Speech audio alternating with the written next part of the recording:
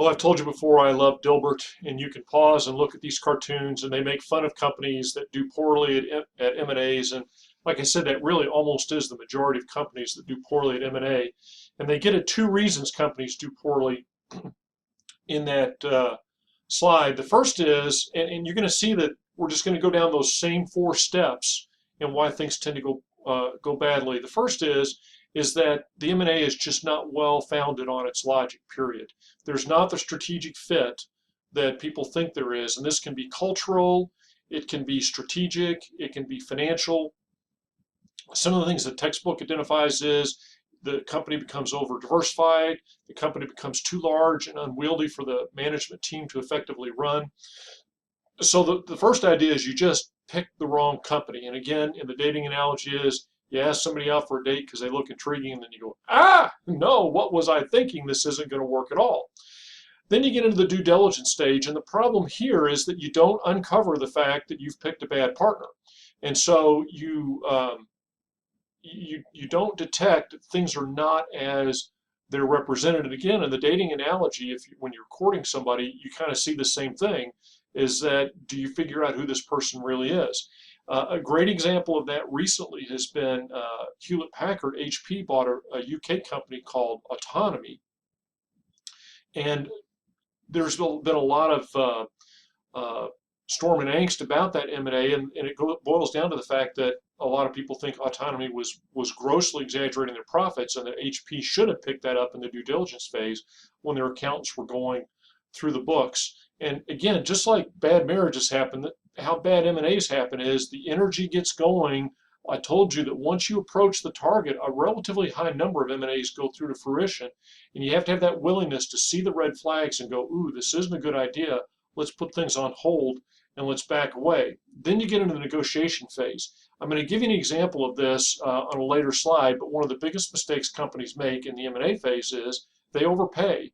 And so this goes like so many principles in life.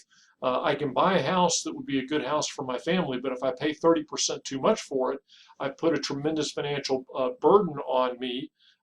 Even though my family still likes the house, everything changes because we're so busy paying for the house, we can't do all those other things. The very same thing happens with M&As, and there's a rule of thumb that says if you pay over 25% acquisition premium, and I'll tell you in a little bit later slide how you can figure that it's not likely to work. A positive sign that you're likely to overpay is when you get a bunch of bidders involved, because what happens in a bidding war? Everybody starts to bid it up, and what they call this the winner's curse, that whoever ends up winning the bidding war often is the loser because they end up paying too much. The downside of that, paying too much, is often companies walk out with too much debt, and because they have so much debt, they're unable to do the other functions of business that they need to do. And then lastly, companies may have done all the above well and then fumble the ball on the 1 yard line when they don't do the integration. And the reason that integration is so often botched is it's not fun and sexy. This is where the hard work really comes in. Again, it's a lot like marriage. The honeymoon is over, and now you begin the rest of your life together. Well, the rest of the stuff that happened before, meeting, dating, getting engaged, planning a big wedding, and then going on this great honeymoon, seems like the work. It's not. It's what comes next. Same is true in the M&A. And what happens is the management teams tend to go, whew, got that deal done, and now they don't go and execute on all those things that have to be done. You may have your management team may now be on to the next deal as they're looking for their next target instead of worry about integrating their last target. They may just flat be exhausted. It may be that you get into the integration and the pieces you thought would go together aren't fitting together as well, or you're not making them fit together as well. And lastly, and this is kind of the key, we talk about these things like they're business, business, business. There's people involved. Businesses are people. And so now you have that very hard work of taking two teams and making them into one. And that is an inherently tricky affair that demands a lot of the time and attention. Companies don't always do that well. Now, again, this is something you're not going to see in the textbook, but this goes into, you have to understand where the particular challenges are going to be in the various sorts of M&As.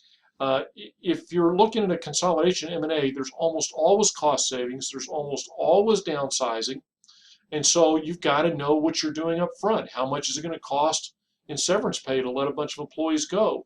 How much is it going to cost to relocate certain things? And then you still are putting teams together. And so you have certain integration challenges. And so you have culture issues that are going to go there too.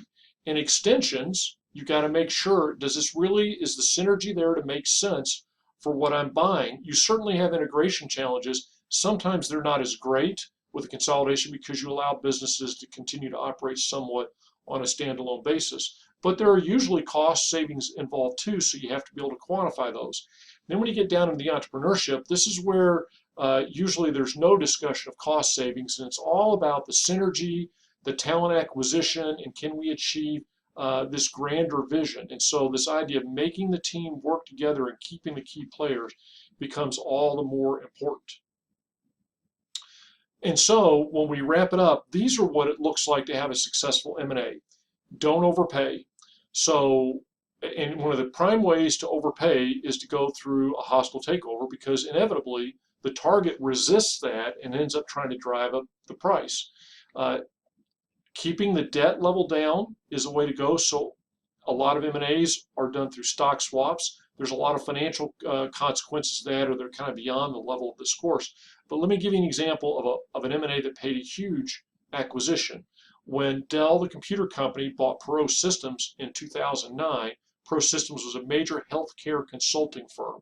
And so Dell wanted to get more into computer consulting, and they thought the healthcare consulting was a particularly good wedge. So what happened was Dell paid $30 a share for Perot Systems, which was a publicly traded company. The day prior to it becoming public that Dell was considering acquiring Perot Systems, their stock price was $17.91. If you do the math, that's a 68% premium. And what that says is that Dell has to now make Perot Systems worth 68% more together.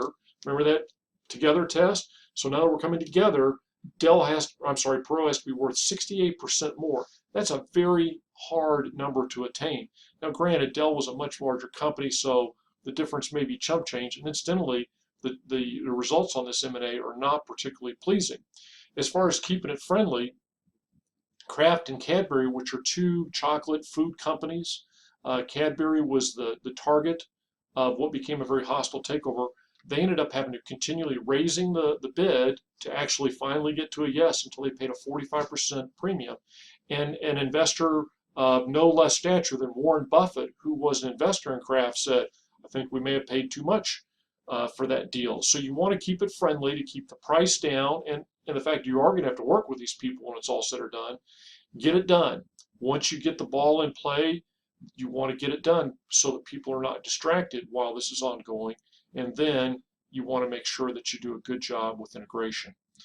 This is Jack Welch's view of how to do it. I show you this because Jack Welch is one of the most respected CEOs of the last part of the 20th century.